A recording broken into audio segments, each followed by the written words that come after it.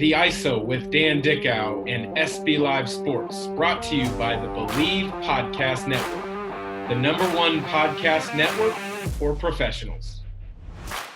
Welcome to today's episode of the ISO and SB Live Sports with myself, your host Dan Dickau on the Believe Podcast Network. Conversations with experts in the field of sports, usually basketball coaches, players, executives. Today's is going to, I'm sure, share some very good insight on the recruiting process, the ability and direction of AAU programs, how they can help kids and families, especially during this COVID time, and some experiences from his time in the NBA. Middlesex Magic, out of the Boston area's director, Mike Crotty. Mike, it's been a while since we've seen each other face to face. I know we text occasionally. How was life in the Boston area? Life is good, and it's great to see you too. It has been a while since our time getting to know each other with the Celtics, but life is good. Our program is doing well, and I got a small family, which I know you had way back then. Now they're older, so we have 2 sons, and everything is going well. You know, I mentioned in the open your AAU program. It's something that I remember you talking about years ago when we spent time with the Celtics organization together. Is something that your father started, and you've taken it and continued to build it and grow it. And from what I know, up in that northeast pocket of the country, you guys are one of the most well-respected and well-run AAU organizations. Where did the passion come from you to take what your father started and build upon it? Yeah, no, that's a good question. Thank you. He started in '93. I was a kid, and AAU was smaller then. Obviously, it's really become a massive industry now. For me, after 3 years with the Celtics, which I know we'll probably talk about a little bit, I knew basketball was going to be a part of my world, and I needed it to be a part of my world, but I wasn't sure about trying to become an NBA coach or a college coach because of the nomadic lifestyle of just the next job maybe anywhere in the country. And I loved seeing what my dad had done. You know, he worked in a different industry. This is something he started just to help kids, but it was starting to grow. And unfortunately, when he passed in 2010, he and I were coaching a couple teams together. I kept it going for a year just without thinking. And I realized my passion was really one and the same with what he had, which was to help kids at a really important time in their life with their confidence, with their skill development as players, and help them become recruited athletes to get to college. Never knowing if we'd have any NBA players in our program, having scholarship players, having non-scholarship players, but so many college kids. That's the part that I really share the passion with him, was just getting to know these kids, their families, that relationship development at what I think is just such a really important time in terms of the trajectory of how they're going to use basketball to help their life. You use the term scholarship versus non-scholarship players, and I don't think a lot of or enough parents and high school coaches and high school players understand the difference between the two. You can be a tremendous college basketball player and have an opportunity to have a great experience, get a degree, and be considered a quote-unquote non-scholarship player versus being a quote-unquote scholarship player and kind of have a poor experience. Right. In your experiences, kind of break down the difference between the Division II, the Division III level, which not very many people understand, right, because that's where a lot of your players in your program end up. Sure. Yeah, I mean, so at this juncture, we've got really good depth in our junior program, and we're averaging somewhere between 6 to 8 Division I scholarship players here. Maybe there's a Division II scholarship player. There's not a lot of Division II schools. So there's over 400 Division I schools. There's over 450 Division III schools. Division II is a smaller cut. There just aren't that many of them, and it's a kind of a particular slice. But to your question, Division I's have 13 scholarships. Many Division IIs have 10. What some of those Division IIs might not have 10 all athletic. They may grab academic money if kids have very high academic, GPA, standardized test score. And then Division III, there is no scholarship money. In our region, we have a number of very high academic Division III schools. I was lucky enough to attend one of them in the northwest corner of Massachusetts called Williams College. So, what that means is even if you're a great basketball player and you're recruited to play there, they cannot give you scholarship money because of your athletic prowess. They're only going to give you money based upon financial aid need, as most regular applying students at any school would get. The difference, though, is that these schools are so remarkably competitive to get into that if you are a recruited basketball player, your grades and tests still need to meet a certain score, but you use your athletics paired with that strong academic standing to gain admission to a school like a Williams. There's many schools in the Northeast. There's many schools in the Midwest, all over the country, really. But we are kind of littered with a bunch of them in the Northeast. There's a couple of specific conferences that have a lot, and so I got to walk that path myself as someone that had a Division II scholarship offer to a very solid school, and then decided to go the path of playing Division III because of the academics of Williams, and then they also had a very strong basketball program. So I now get to help shepherd so many kids every year through this process. We have 17 committed kids in our 21 class. We had 30 kids from college in 2020. And, that's 7 Division I, 2 Division II, and, 21 Division III. And so I feel in a good position to help these kids with that process because I have been able to help kids go to the Division I level, the Division II level, and the Division III level, and getting to understand the nuances of each, where a kid would best fit. And that's really our goal. And I would hope it's the goal of many programs, is just that your players find the best fit. Some programs are all just about high major, and we've had high major guys and maybe not as many as some others, but when those guys, if that's where they aspire to and they have the ability, we can help them get there. But to be able to understand how high a level Division II and Division III basketball is, and the extra pieces to some of the academic parts, is something that I feel like the Middlesex Magic and I are pretty well equipped to help our players and our families understand. The way you described kind of the evaluation or the thought process to go through was, quite frankly, one of the best that I've heard from somebody in regards to considering D2 versus D3. And that's important because you run a program, as you mentioned, that has kids at multiple different levels that are sorting that out. You had a tremendous career at the Division III level. You mentioned off camera before we started recording, your junior year, you guys won the national title at that level. Your senior year, you played in the title game again. What was your goal once you got to college? Because so many kids, and rightfully so, set huge goals and dreams. I want to play in the NBA. I want to play overseas, this, that, and the other. Sure. When you got to the Division III level, what became your driving passion in the game of basketball?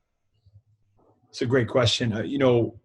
I deal with a lot of kids now that have Division I aspirations and they're academic minded. So they shoot for the Ivy League. They shoot for the Patriot League.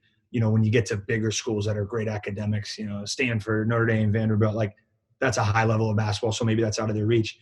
Once I had made my decision to go to Williams, I was still just a worker and someone that wanted to be as good as I could be. But I had looked up to a couple of players growing up who did go and play professionally overseas. And I don't mean that they went overseas, and I didn't know what that meant when I was a high school kid in 2000. But I said, I want to do that. But ultimately at Williams, they had been to the Final Four twice. They had a legendary coach and program, really strong program. So from a team perspective, I wanted to be part of helping lead a team to a national title. I wanted to start all 4 years. I wanted to be a D3 All-American. I wanted to do a lot of things. And I played with a lot of really good players. And, luckily for me, I was able to achieve most of those things. Like I was able to start for 4 years. We were 104 wins and 16 losses in that time. I started every game. And, in the last 2 years, we were 61-3. I was able to make the All-American team twice. And, I had so many good teammates. I had 800 assists, 1,400 points. For me, that's something I say to my kids now. I just want to play D1. I'm like, having a career at the right spot, in my opinion, for me, that would have been best. If I was sitting on a bench in Division I, I would have been unhappy. Some people are wired that they can do that. They just want to be a part of it. But for me, I found the right fit where I could, by busting my tail, make an impact right away. We had 7 guys on my team that turned down scholarship opportunities because of the basketball program at Williams and because of the school. So those were my goals, the individual side.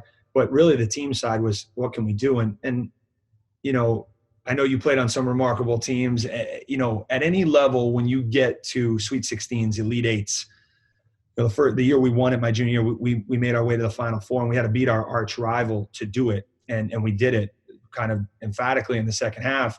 And you're cutting down nets to go to the Final Four, and you're not really thinking, oh my God, we're going to the Final Four. Who are we playing? We're playing these teams from all over now, even though Division III is a little more regionalized in the NCAA tournament. Once it's, we had the teams in our Final Four were from Ohio, Minnesota, and Virginia and Massachusetts. And we went down there and played two-point games. We won on a tip-in at the buzzer in overtime in the semis, and then we won by 2 on 2 free throws with 2.7 seconds left in the final. So that was an amazing experience. And then my senior year, we brought back 4 starters, but we did lose some very important pieces, but we brought back 4 starters. So we were sort of the perennial number 1. We only had 1 loss all year.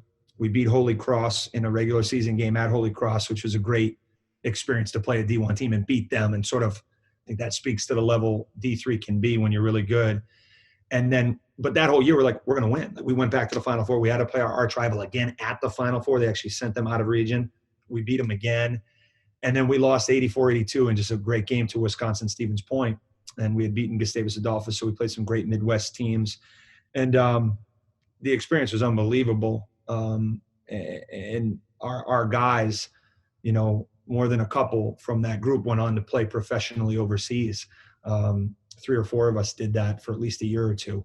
So I think that was my goal, Dan, long term, was like, hey, I want to be a professional basketball player. I didn't know how to do that, how it could happen. And it was an interesting path how I got there, but it was really because we had so many good players and had such great team success. And then some good opportunities came my way after that.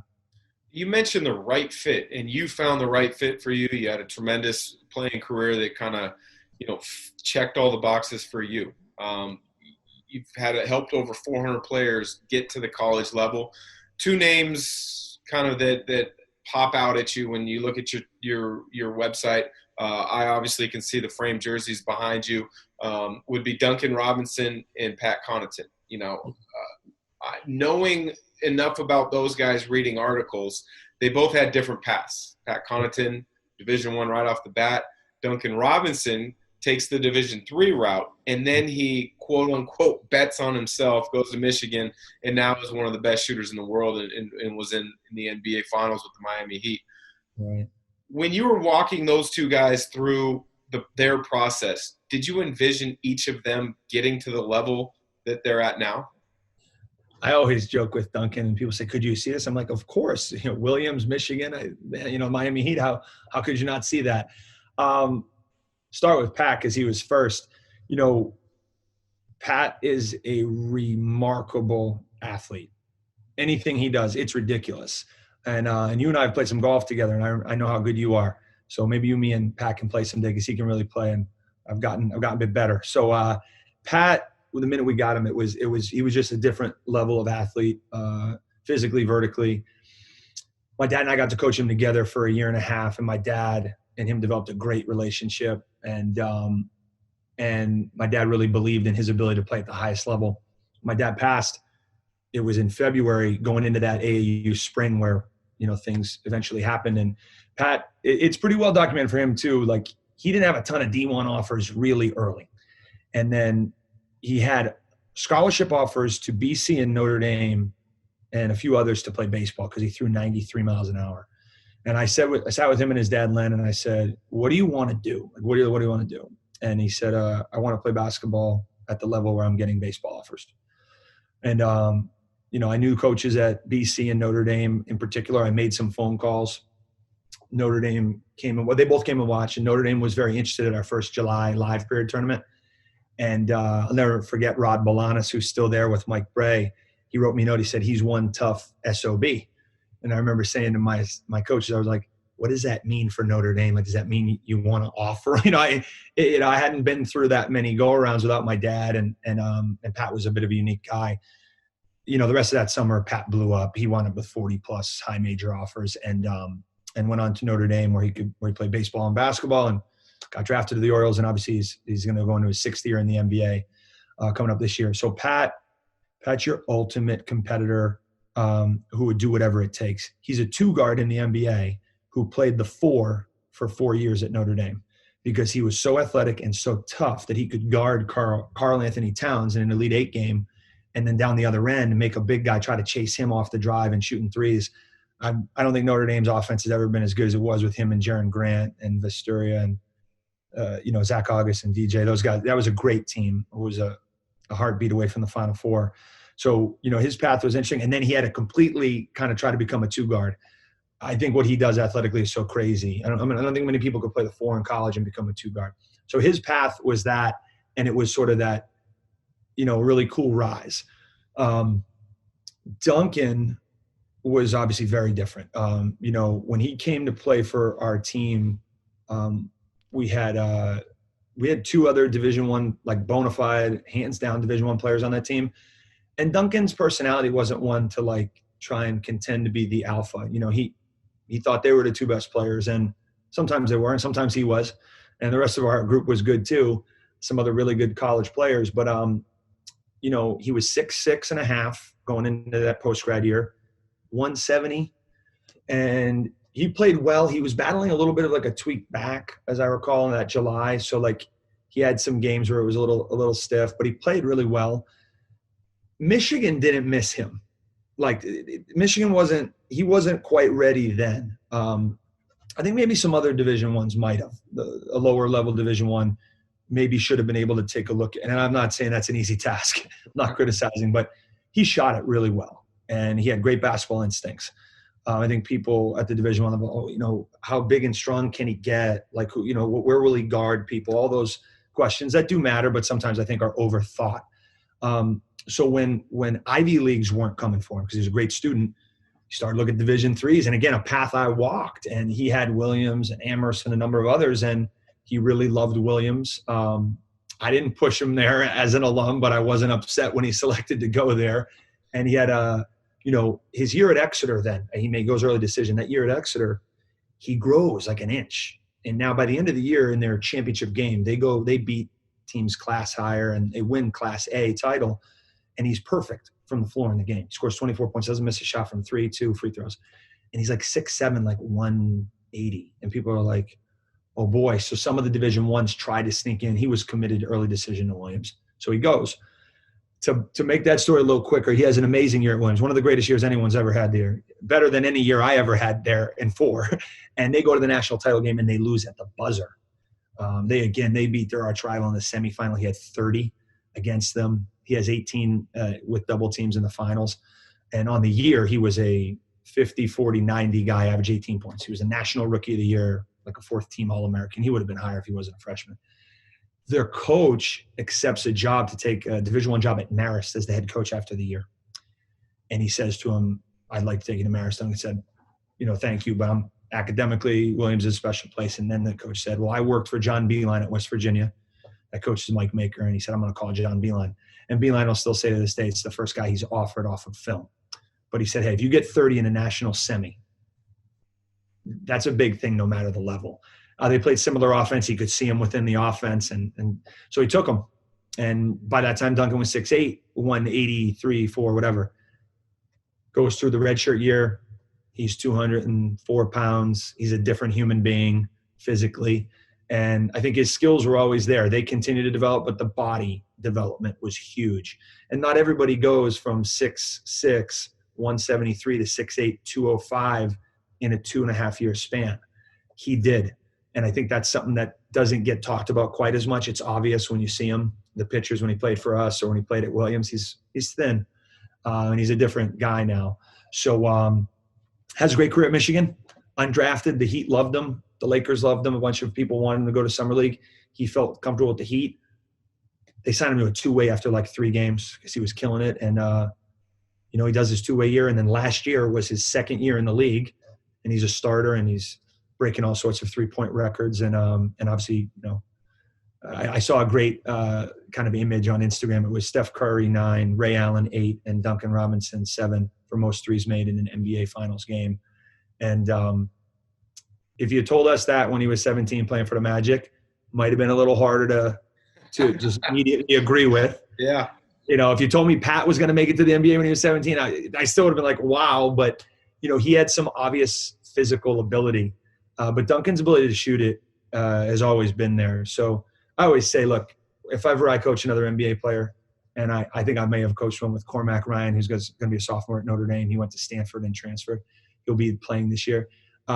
You never know. Like you don't know that. It's the percentages. You did it yourself. It's beyond less than 1%. So anyone who says they know. But my joke when people ask me, what were they like? I'm like, well, Pat couldn't jump and Duncan couldn't shoot. I had to teach them how to do those things.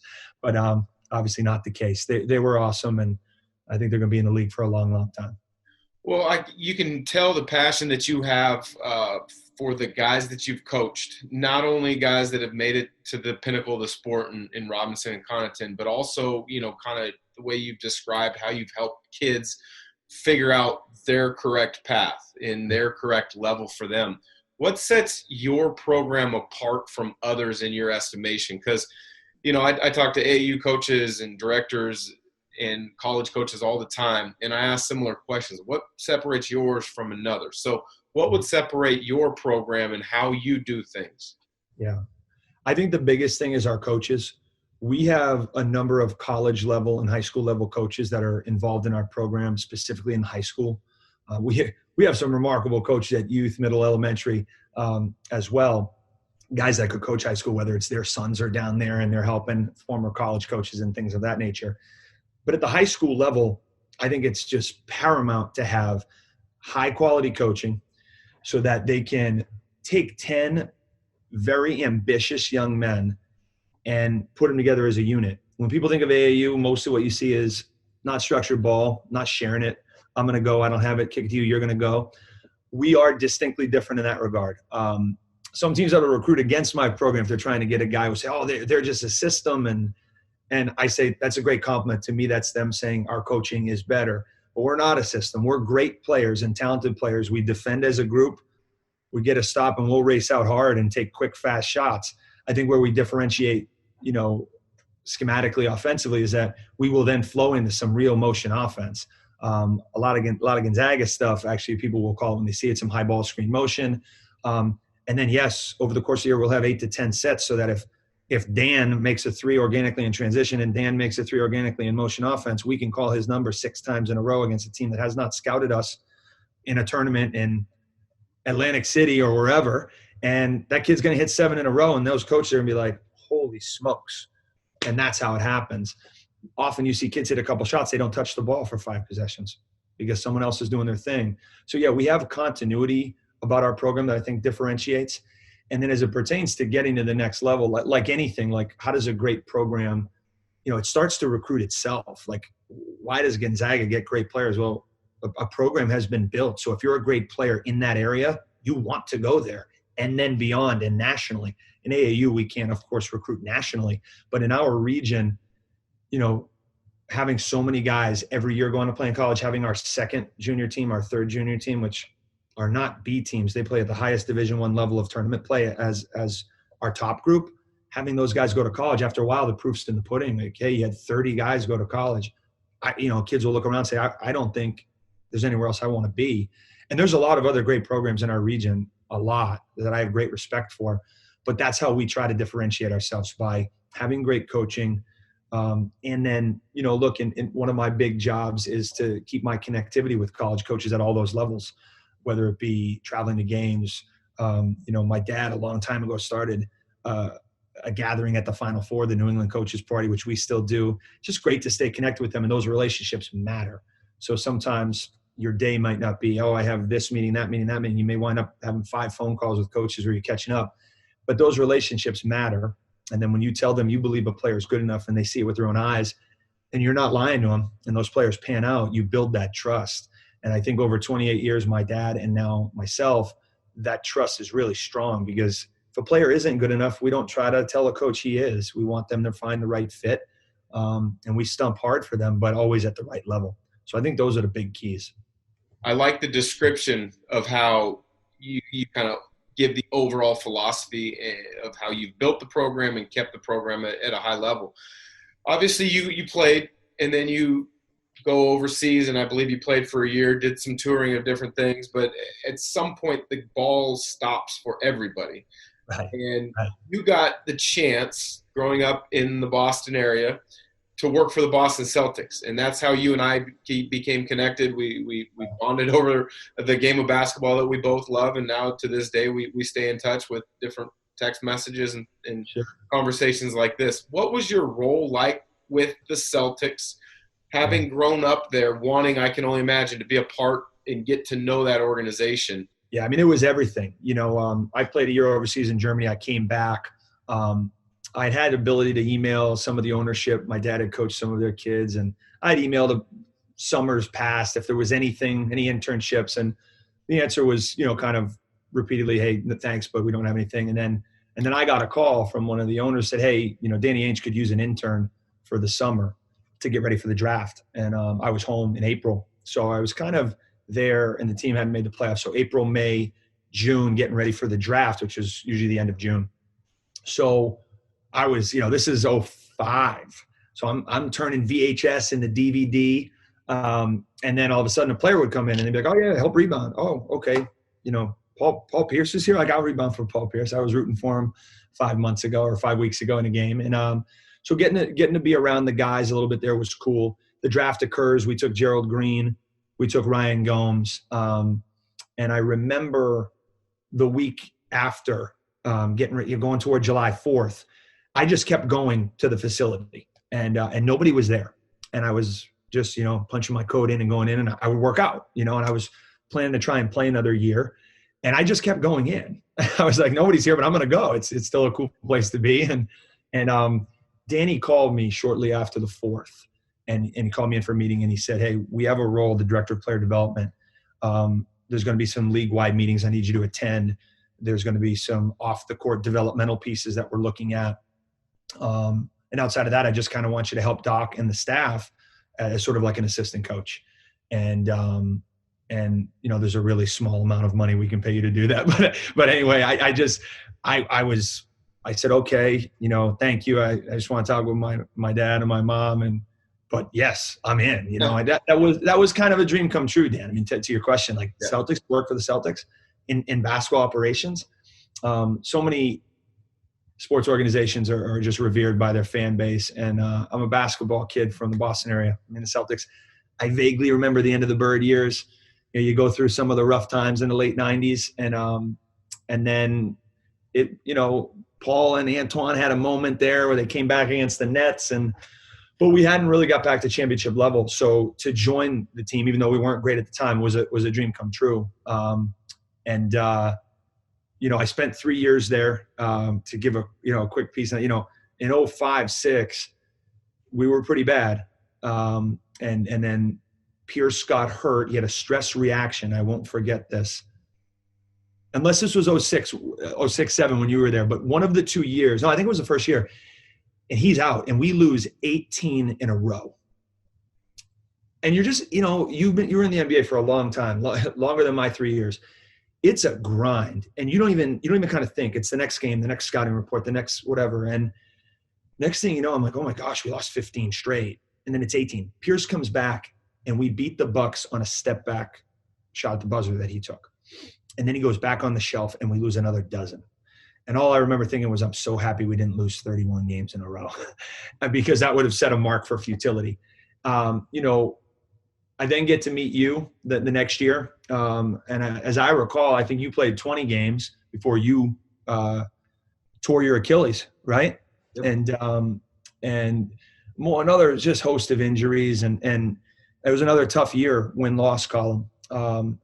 One story I kind of tell, because I got thrust into practice at times, as you might recall, with you and other people being out going against a Rondo, a Telfair, you, others, people were like, what's that like? And I was like, it's really humbling, right? They're like, well, what's the difference between you and Dan Dickau? You're the same size. I'm like, we're not the same size. We might be the same height. We're not the same size. But to realize the athletic ability, specifically with you, dexterity and some of the drill work we would do where you would catch passes with one hand, wrap them around the back on the move. I remember doing some of that drill work with you. And it was a great learning experience for me. I like to think I was helpful to the guys over the years, but as a young coach, I wasn't in there barking at Dan Dickau or Kevin Garnett about footwork. These are you guys are established pros who have had great experiences. It was a great experience for me, and in getting to know you, which maybe we'll talk about later. That year was a lot of fun. Then we get to year 3, where we don't win the lottery for Odin or Durant, and then Danny starts making trades, right? Trades that led to Garnett coming and Ray Allen, free agent signings like Eddie House,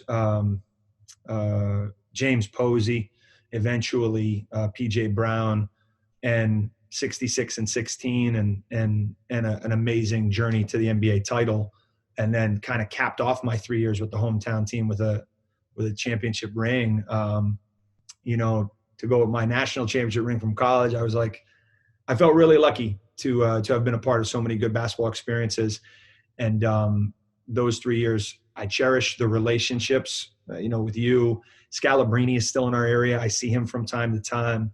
And a number of people throughout the Celtic organization from all sides. I got to coach Danny Ainge's kids subsequently in AAU, Rich Gotham, Sean Sullivan's kids. I've coached now Brad Stevens, Larinaga, Jamie Young's kid has been in our program. We've had a lot of Celtic connectivity dating back to my dad and now with us. So I still feel really connected. And obviously they're a team I root for, along with the Bucks and the Heat. With Pat and Duncan, but it was an amazing thing, especially for somebody who grew up rooting for the team. I want to ask you a little bit about Brad Stevens later on, but before I forget, I want to quickly ask you about a couple players with the Boston Celtics. So Sure.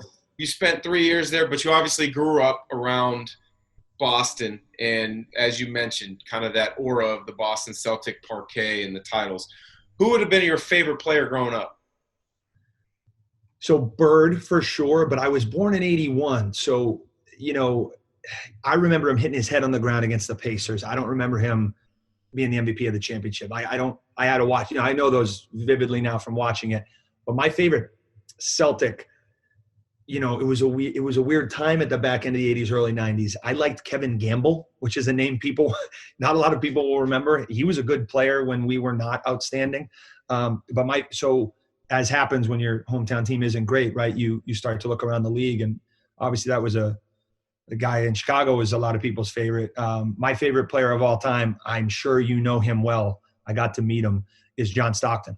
And I'm sure there's so many obvious links between you two guys, but I remember aspiring to play. I remember watching Bobby Hurley for Duke and being like, wait a minute, maybe I can do that, And I remember watching Stockton and just being mesmerized at how he dominated games from that position.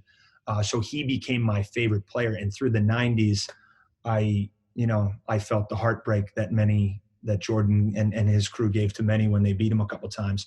And then before I got to working for the Celtics, it was difficult not to like Paul Pierce, when he became a Celtic in the early 2000s, and to be able to be around him for 3 years and get to know him personally was great. Yeah, I enjoyed being teammates with Paul for that short stint before I got hurt.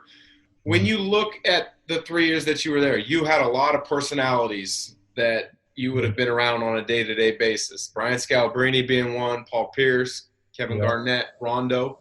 Yep. Any of those guys stand out to you as being, maybe their persona to the public is much different than what they're truly like? Yeah, I think a couple. Rondo, his first 2 years in the league, or it was my second and third year with the team, and then I left. Rondo's an amazing guy and a really generous guy. I spent a lot of time shooting with him in the facility late at night, or rebounding for him while he shot. And I think he's had some parts in his career where he's looked at as he's a troublemaker or he's a malcontent. And maybe he has been at times. In the 2 years I was there, he wasn't. He was the perfect person to stir the drink with 3 first ballot Hall of Famers. It was amazing how they clicked. And obviously him and Kevin had a great relationship, and Kevin could really understand Rondo's emotions that would flare up at times, because Kevin, of course, is like that. So watching that was pretty great. But Rondo's an awesome guy and obviously a winner. I mean, he was an amazingly integral part of what LA just did, as everyone saw. And so I'm really thrilled to see it come full circle for him. I loved Rondo. We spent a lot of time together. Garnett, a quick anecdote I've told some of my friends, we played Garnett's more intense than you could write about, right? It's incredible. But you get people throughout the year in different moments on planes, on buses. We went to Rome and London for training camp. You get some real personal experiences riding on a bus with him and Bill Russell to an NBA Cares event, watching them talk. I remember the conversation they had during the finals that year. They taped. I got to see the real one with no footage. And, what Kevin said to me was after a preseason game in Worcester. We used to do them in Worcester, you remember, in Mohegan Sun in Connecticut, to get the rest of the New England fan base. And we stopped the game at halftime because it was really wet. And I'm like washing my face, and he was coming out of this little, he had finished showering, he's got a towel around, he's drying off. And I'm just, me and him are in the room, this tiny facility in Worcester, not an NBA arena. And I remember it's like an intense thing. I've only known him for a couple months, and I'm like, I just want to wash my face and get the heck out of here. And I start to leave, and he said, "Hey, Mike." I said, "Yeah." He said, "How old are you?" I said, "I'm 26 years old." He said, "I've been watching you a lot since I got here, summer, training camp, Rome, London here." He goes, "I've been watching you sometimes when you didn't even know I was watching." And Dan, I'm like, what is this guy going to say? I mean, I'm like, there's like a little internal sweat. He's Kevin Garnett. I mean, got one towel around. He's drying himself. He's just talking to me. I'm like, okay. And he goes, you're watching, you're learning. A lot of people run their mouths just to hear themselves speak. He goes, and I see you watching and learning, and I think you're going to be a great coach someday. And I was like, whoa, and I said back to him, thank you very much. And he quickly snapped back. Ain't no effing compliment is what it is. And that's classic Kevin, as I got to know. And I said, well, coming from you, that felt like a compliment. And, as you got to know my personality, I'm starting to leave. And I said, all right, I'm getting to know him. And I said, hey, Kevin, you know what? I've been watching you a lot over the last few months. I've been watching you when you didn't know I was watching you. I said, I think if you keep it up, I think you might just be a Hall of Fame player someday. And he's drying off. He goes, okay, you funny too. And we laughed. And so the next day we had practice, and he comes in. Players are very, creatures of habit. He came in, he said, hey, Armand, hey, Tibbs, hey, Doc, hey, Mike. And he stopped. He said, oh, no. He said, no. He goes, you got to see it to believe it. He gave me a bump. He said, what's up, coach? And he called me coach the whole year. And he called every other coach by their name, which is just what he did. But that's all he would call me. And as a 26-year-old guy, aspiring as a coach, aspiring to have Kevin Garnett give, kind of infuse a little confidence into me. I'll never forget that. And I've told some of my friends that story. I've never told that story in like a public forum like this, but that's a side of Kevin Garnett most people aren't going to see. And he was great to me. That's a great story. And that does speak to, there are so many guys at the NBA level that are willing and able and do help up-and-comers in the industry, whether it's a coach, whether it's, another young player, and that's awesome to hear. Last question before I let you go, Mike. Sure. You had mentioned off camera, and then you touched on it a little bit, that Brad Stevens and a number of other players and or coaches that have been involved with the Celtics organization have had sons come up through your program. Yeah. What is it like coaching when you have a Brad Stevens, who I think is a genius at the game of basketball, putting guys in the right position, right. Watching you coach? Do you have a little bit of nervousness? And then do they ever come after the game and be like, hey, Mike, we need to talk about that. I saw something here we need to work on. Right. I again joke with my friends who mentioned that. I'm like, look, these coaches are asking me. I'm actually putting blobs and sideline out of bounds in their mailbox. I'm trying to help them. Obviously a joke. So Brad's son is a 9th grader. He's a very good player with I think good prospects. It's interesting. That team has a number of other great coaches' sons. The BU coach's son, Joe Jones, is on that team. The head coach at Southern New Hampshire, Jack Perry's son, is on that team. Assistant coach Lara Nega of the Celtics kid is on that team. Another great player on this team, Dad, was a great player at Bentley. We have like this team full of great basketball dads. And I coached the 10th and the 11th grade. So to answer your question, I don't know yet because they haven't quite got to me. Now, I've had them in clinics. I've had them in the gym. But we've had an excellent coach who's been with them. And I joked with him. I said, hey, look, when he came on the coach, I said, parents ever need to talk to you, send them my way. I deal with that stuff. I said, but in this instance, if any of them want to help you out with some offense or defensive schemes, you listen to them. And we kind of joke. No pressure at all. I mean, specifically with Brad, who I agree with you in terms of his genius in the game.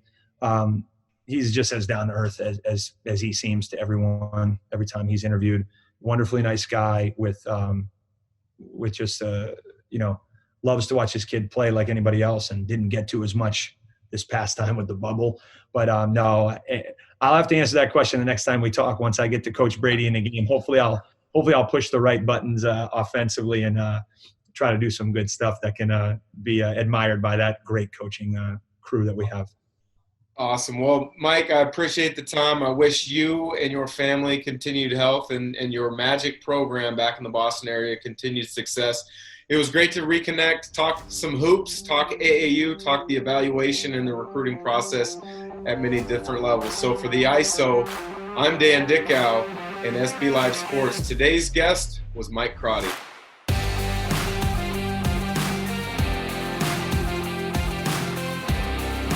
The ISO with Dan Dickau and SB Live Sports, brought to you by the Believe Podcast Network, the #1 podcast network for professionals.